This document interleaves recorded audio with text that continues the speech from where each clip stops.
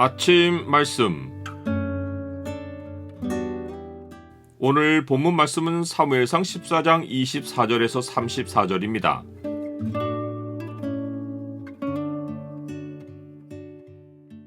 외식으로 하는 헌신은 사람들을 피곤하게 한다. 오늘 본문을 죄창으로 보면 외식으로 맹세하는 일이 어떤 결과를 가져오는지가 보입니다. 죄창을 보여주는 구절은 14장 28절입니다. 그때 백성 중 한 사람이 말하여 이르되 당신의 부친이 백성에게 맹세하여 엄히 말씀하시기를 오늘 음식물을 먹는 사람은 저주를 받을지어다 하셨나이다. 그러므로 백성이 피곤하였나이다 하니, 사울이 자기와 함께한 600명의 상비군과 함께 전장으로 가서 보니 블레셋 사람들이 각각 칼로 자기의 동무들을 쳐서 크게 혼란합니다. 이것은 하나님이 요나단을 도와 블레셋 사람들 가운데 공포를 보내셔서 그들이 앞을 보지 않고 칼을 휘둘러 자기 편을 쳤기 때문입니다. 전쟁이 이스라엘의 승리로 기울어지는 것이 보이자 이스라엘 민족을 버리고 변절하여 블레셋으로 전향했던 이스라엘 사람들이 블레셋을 떠나 돌이켜서 이스라엘 사람과 합합니다. 에브라임 산지에 숨었던 이스라엘 모든 사람도 블레셋 사람들과 싸우러 나와 그들을 추격합니다. 이 전쟁에서 사울이 한 일은 아무것도 없습니다.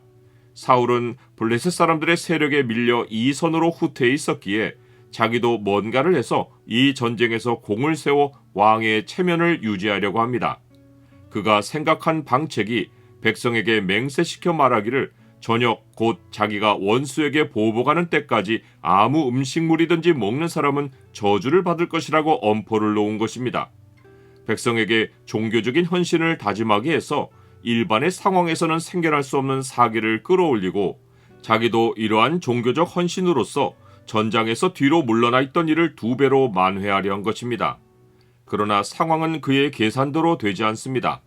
모든 백성은 목이 마르고 배가 고파서 육체적으로 심히 피곤해집니다. 그러는 가운데 그들이 수풀에 들어가니 땅에 꿀이 있습니다. 그러나 맹세를 두려워하여 손을 그 입에 대는 자가 없습니다. 그들이 진심에서 우러나는 맹세를 했다면 꿀을 보고도 여호와 하나님께 헌신한 마음이 더욱 일어나서 블레셋 사람들을 추격하는 일에 열심을 냈을 것입니다.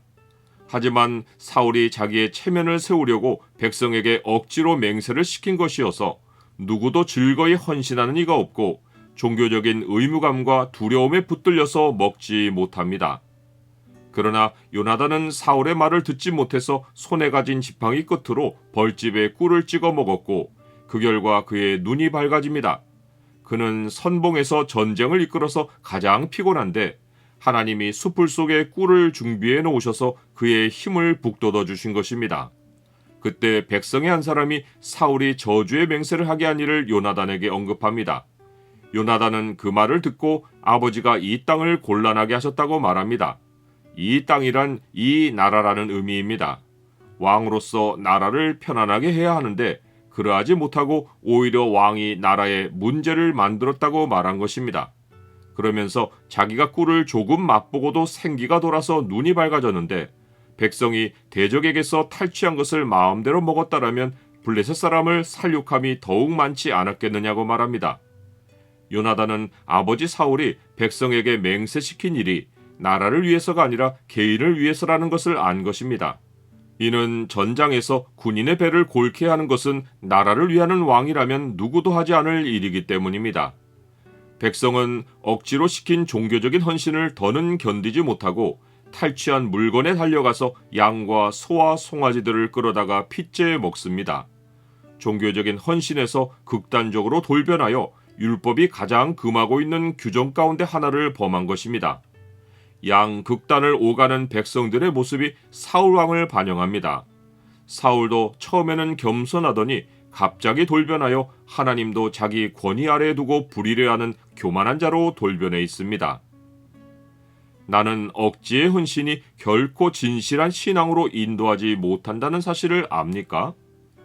또다시 사울은 상황을 주시하며 자기가 맹세로 백성을 피곤하게 한 일이 문제가 된 줄 알고 이것을 무마시키려고 큰 돌을 준비해주고 거기에서 소와 양을 잡으라고 말합니다. 그리고는 거기에 여호와를 위한 제단을 쌓습니다. 이것은 백성이 소와 양을 핏째 먹은 것에 대한 죄책감을 덜어줄 의도로 종교적인 예식을 마련해 준 것입니다. 그가 여호와께 제단을 쌓은 것은 이번이 처음이자 마지막입니다. 여호와를 위한 신앙을 정치로 이용하고 사람들의 마음을 자기에게로 돌리려는 사울의 모습은 사람들의 눈에 여호와를 위하고 백성을 위하는 것으로 보였을지라도 하나님은 이미 그와 아무 관계가 없는 분으로 물러나 계십니다. 그날에 많은 사람이 나더러 이르되 주여 주여 우리가 주의 이름으로 선지자 노릇하며 주의 이름으로 귀신을 쫓아내며 주의 이름으로 많은 권능을 행하지 아니하였나이까 하리니 그때 내가 그들에게 밝히 말하되 내가 너희를 도무지 알지 못하니 불법을 행하는 자들아 내게서 떠나가라 하리라.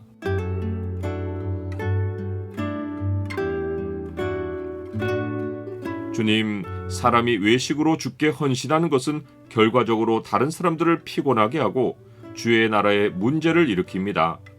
주를 위해 일할 때 언제나 주의 백성을 사랑하는 마음을 품고 그들에게 평안을 안기는 일을 행하게 하옵소서. 예수 그리스도의 이름으로 기도드립니다. 아멘.